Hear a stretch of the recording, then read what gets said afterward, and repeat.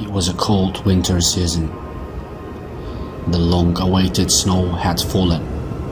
Some were playing snowballs, some were decorating their cars, and some were having fun making snowmen. Our house was surrounded by ornamental tiles, half a meter high. I, my wife, and my 6-year-old son, Jason, had made a beautiful snowman in the front garden of the house. We created a beautiful human bust with charcoal eyes, a carrot nose, a hat on his head, and a scarf around his neck. Finally, my wife attached a bunch of plastic artificial flowers to the armpit of the snowman. Jason applauded with her hands. "Hooray, hooray, it is very beautiful." He jumps, hugs me with joy, kisses and thanks. Although my son did not want to, I and his mother took him in so that he would not get cold and sick. The thin falling snow stopped shortly after. Later that dinner, the lamp that illuminated the garden was lit, and Jason was standing in front of the window watching the snowman. "Hurry, the snowman, he got his flower," he cried gleefully, cheering with his hands for a moment. "He didn't get the flower. We gave her a gift, my love," said my wife, laughing. "No, I saw him taking the flowers falling from his lap," my son laughed. I laughed. "Look, you see what talent our snowman has done. He can pick up the flowers he dropped." Jason nodded and said, "Yeah, that's right."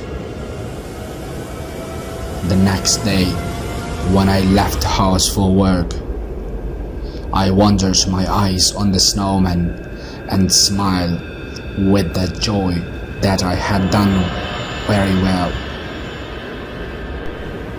When I got to the garden gate, I stopped and thought for a few seconds, with the possibility that what I saw might be a coincidence or a mistake.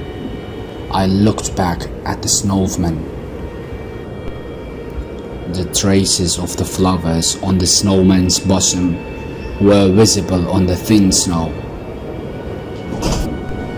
The flower stalks protruding upward and sideways, dropping downward, and a few of the accompanying leaves, as well as the trace of the stem of the bunch, seemed obvious. It was as if the flowers we put in were taken out. When I came to mind what Jason said, a fear appeared inside me for a moment. When I looked at the snowman, I realized that my body had goosebumps. Then, deciding that this was an insane thought, that the marks were formed by chance, I left the garden gate to go to work. While I was telling praise the snowman I made to my friends at work, Sam, who lives in the house on the opposite street, came with me after work and wanted to see the snowman. We arrived after work.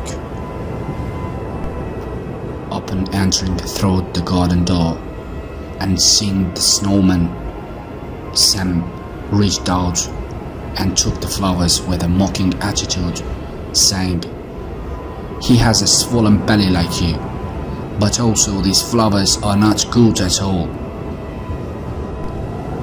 It would be better to give these to my wife as a evening gesture," said Sam.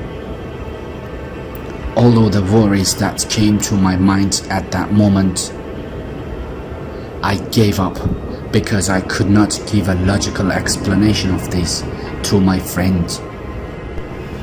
The next morning, when I went out to go to work, I saw something crazy and went back to the house with fear and anxiety. And then I closed the door. The flowers were in the same place under the snowman's armpit. I was so scared. My hands were trembling as I was trying to drink for a glass of water. My wife, Isabel, was very worried when she saw me in this situation. I did not want to scare them in vain by telling the reason, because there was no concrete evidence yet. I was acting out of doubt myself. Maybe when Sam told his wife where he bought the flowers, he could have brought them back and put them back in response. With this thought, I got a little more encouraged and left the house. I wanted to go to my friend Sam's house and learn the truth about it. When I got home, the door was wide open. In the morning, thinking that the door was left open for the house to air out. "Hey, Sam, good morning. Hurry, let's get out before it's too late," I called out, holding my head through the door. When I got no response, I knocked on the door several times. Then I rang the bell persistently. There was no answer. Traces of puddles were visible into the house. I was very scared. Still, I thought I was exaggerating and that I had to talk to the hosts to find out the truth. I took my breath, slowly walking inside. The first thing I encountered was an overturned table in the middle of the room, and a few glasses and a vase, some of them broken. These were signs of bad things happening. I was breathtakingly frozen at what I saw. My friend Sam was lying dead, frozen on the ground. I ran out of the house in horror. When I entered the garden gate of my own house, I directly encountered the snowman I made. I looked at him with fear and also anger. Started hitting the snowman madly as I picked up the shovel standing by the wall. I destroyed it so that not a single piece was left. My wife and my son were looking at me with fear and anxiety. My son Jason was sobbing.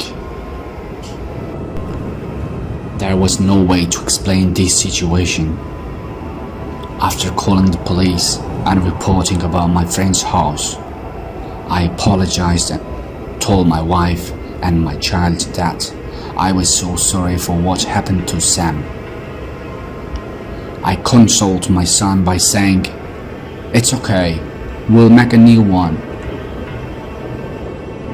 When two bodies were carried to the ambulance accompanied by the police, my family was staring in tears among the neighbor crowd. 2 days later, when I went to the kitchen to drink water at night, my eyes seemed to be caught in the open window of the hall. When I opened the curtain to be sure, I felt like going crazy by what I saw. My God, the snowman just stood in the same place with all his accessories, including the flower under the armpit. I quietly stood back, without my wife and son noticing anything.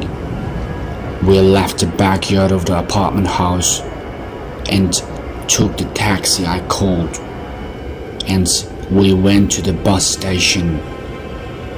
To my spouse, with a sudden phone call, I told her that my father in the village was getting worse and that I had to go in a hurry.